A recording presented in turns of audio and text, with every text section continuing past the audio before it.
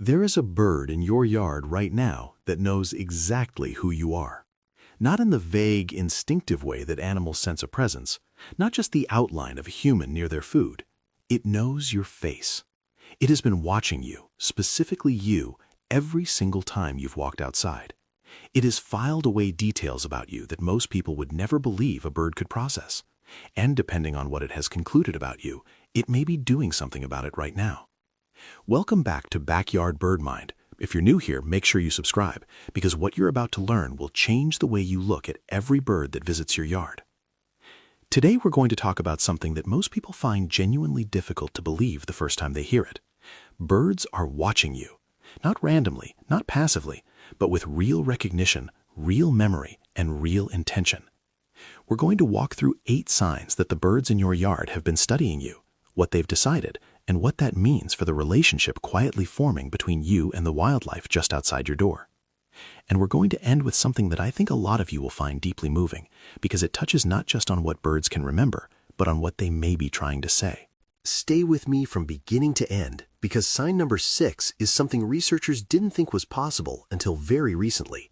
And the final sign, number 8, is the one that changes everything. Sign number 1. The birds arrive before you've done anything. You know the feeling. You haven't refilled the feeder yet. You haven't opened the back door. You haven't made a sound. And yet, you glance out the window, and there they are, a pair of chickadees waiting on the branch closest to where you always stand. A cardinal perched at the edge of the yard, facing the house. People tend to assume this is coincidence. It is not. Research coming out of the University of Cambridge and supported by studies at Cornell's Lab of Ornithology has shown that many common backyard birds, particularly corvids like jays and crows, but also smaller species like chickadees, develop what scientists call anticipatory behavior towards specific humans. That means they learn your schedule. They track the pattern of when you appear, what you do when you come out, and how that correlates with food, safety, or threat. In one long-term field study, crows near a suburban feeding site were found to anticipate a particular caretaker's arrival up to 12 minutes before she appeared, adjusting their position in the yard and calling to one another in a pattern researchers came to recognize as distinct from their other vocalizations. This wasn't happening with any other person who occasionally passed through the area. It was specific to her. What this means for you, if birds are already oriented toward your yard when you step outside, if they seem to be expecting you, that is not accident. That is memory. That is recognition.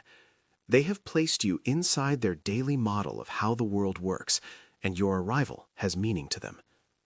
The warmth of that, if you let it land, is remarkable. Sign number 2. They respond differently to you than to strangers. Let's say someone else comes into your yard, a neighbor, a delivery person, a grandchild visiting for the first time. Watch what happens to the birds. In almost every case, they will pull back. They'll go quiet, the feeder will empty out, and then they'll wait, sometimes for several minutes after the stranger has left, before returning. When you go out, if you've been consistent and calm in your yard, the birds often stay. Some will keep eating. Some will move to a slightly farther branch, but won't flush. The response is categorically different. This is not about smell or sound, though both may play a role. This is primarily visual, and the science behind it is more rigorous than most people realize. A landmark study published in the Proceedings of the National Academy of Sciences used researchers wearing masks to test whether American crows could distinguish between a face they'd learned to associate with threat versus a neutral face. Not only could they identify the dangerous face consistently, even when the people wearing it changed their clothing, their gait, their hats, but crows who had never personally been exposed to the threatening researcher began avoiding it too. They had learned from other crows. The memory of a specific human face had spread through a local crow population. For your backyard birds, you are a face in their database. The question is only what category you've been filed under. And the fact that they stay near you when others cause them to flee tells you everything you need to know about what they've decided. Sign number 3, they make eye contact. This one is subtle. It's easy to miss, but once you start noticing it, you won't be able to stop. Watch a bird at your feeder sometime when you're standing still nearby. A chickadee, a nuthatch, a housefinch.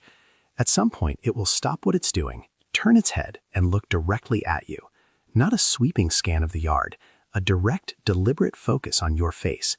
It may hold that for 2 or 3 seconds before going back to the seed. In birds with eyes on the sides of their heads, looking at something directly requires turning the head to bring one eye forward. That is an intentional act. It takes a moment of conscious attention in an animal that has predators and can never fully afford to stop scanning. When a bird chooses to give you that attention, and especially when it does it repeatedly, it is registering you specifically. Ornithologists have noted that birds who are highly familiar with a person often engage in what's called investigative orientation, positioning themselves to get a clear, monocular view of that individual, particularly when the person is doing something new or different. If you're wearing a new color, carrying something unfamiliar, or moving differently than usual, watch for this. They notice. There's something about being truly seen, even by a creature the size of your fist, that touches something deep. If a bird at your feeder looks directly into your face, it is not random. It is checking on you. Sign number 4, they track you as you move around the yard. This one takes a little patience to observe, but it is unmistakable once you do. Go outside and walk a path through your yard. Go from the back door to the garden bed, then over to the feeder, then to the far corner. If the birds in your yard know you, really know you, many of them will reorient as you move. A cardinal that was facing east will turn to face you. A jay will shift its position on the branch to keep you in view without flying away. What you're witnessing is called subject tracking, and it's part of how birds monitor the individuals in their environment that matter to them.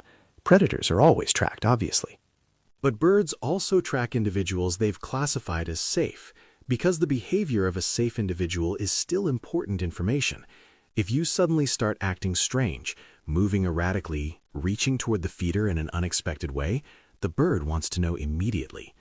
The fascinating implication is this: you are on a mental watch list. Not a dangerous one, a meaningful one. You are a known quantity in the bird's model of its world, and that model updates every time you appear. In crows, this tracking behavior has been documented with remarkable precision.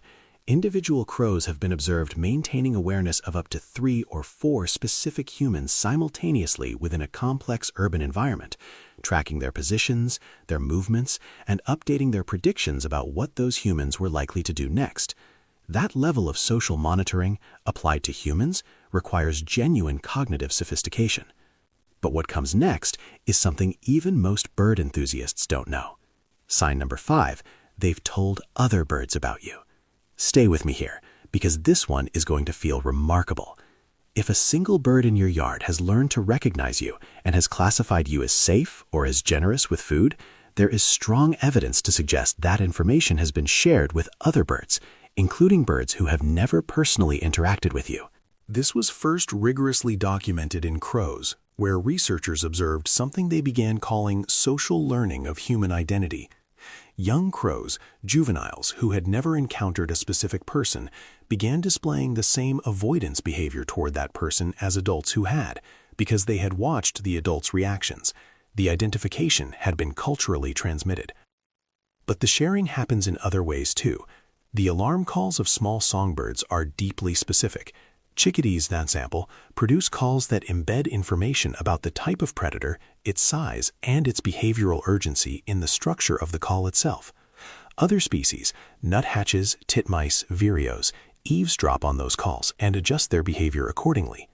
If a chickadee sees you approach and doesn't call at all, or calls in a way that signals calm, every other bird nearby receives that information. Your reputation in your yard is not held by one bird. It is distributed across a network of animals who communicate with each other constantly. The quiet way the birds continue eating when you come outside is not just individual comfort, it is a collective endorsement. They have vouched for you. Sign number 6, they've started bringing you things. This is the one that researchers did not expect to find.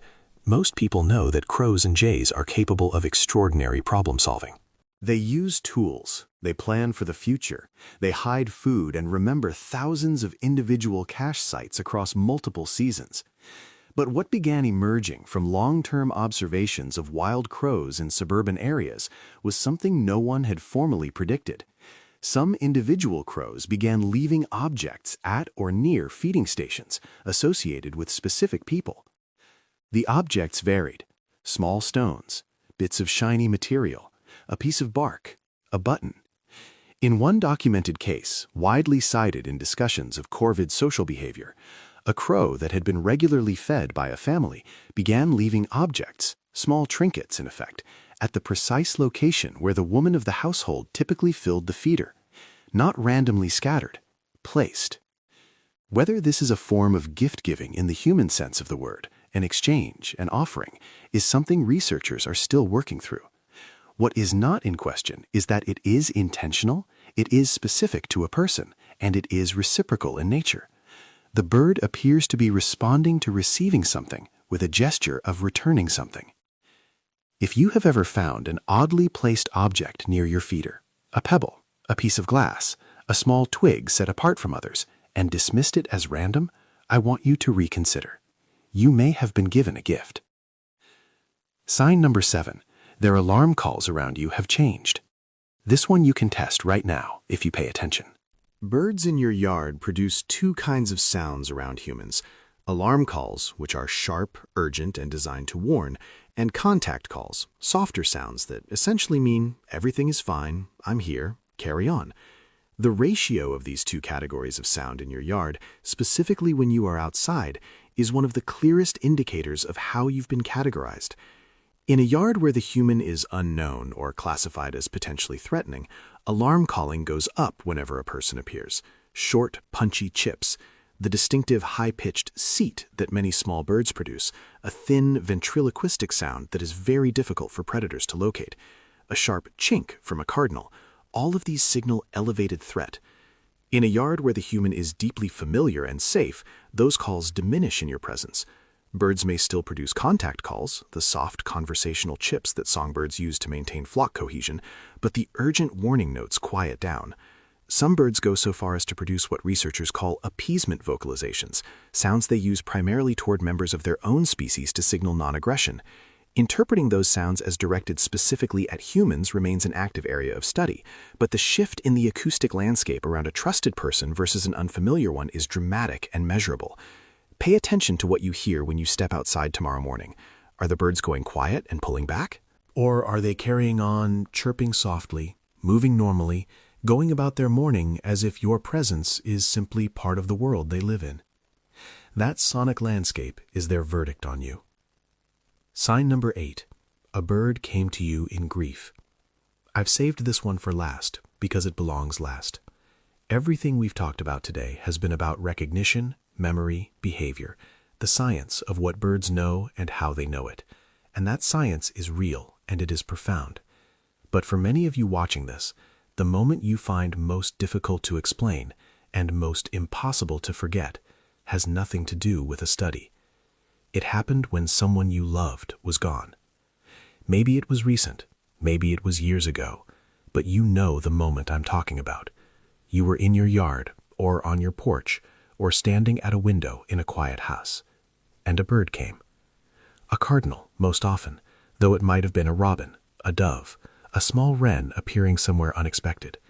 And something about that arrival was different. Not threatening, not random feeling, deliberate. It stayed longer than birds usually stay. It looked at you, and you felt, not thought, felt, that something was being communicated. I want to be very clear. I am not going to tell you that this is impossible. The belief that certain birds, especially the red cardinal, carry the presence or the message of someone who is passed is one of the oldest and most widely held spiritual beliefs in American culture. It crosses denominational lines, regional lines, generational lines. It is not fringe.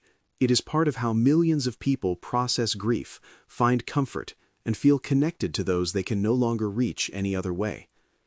What I can tell you from the science is this: the birds in your yard have a capacity for awareness, for recognition, for memory, and for intentional communication that most people have never been told about.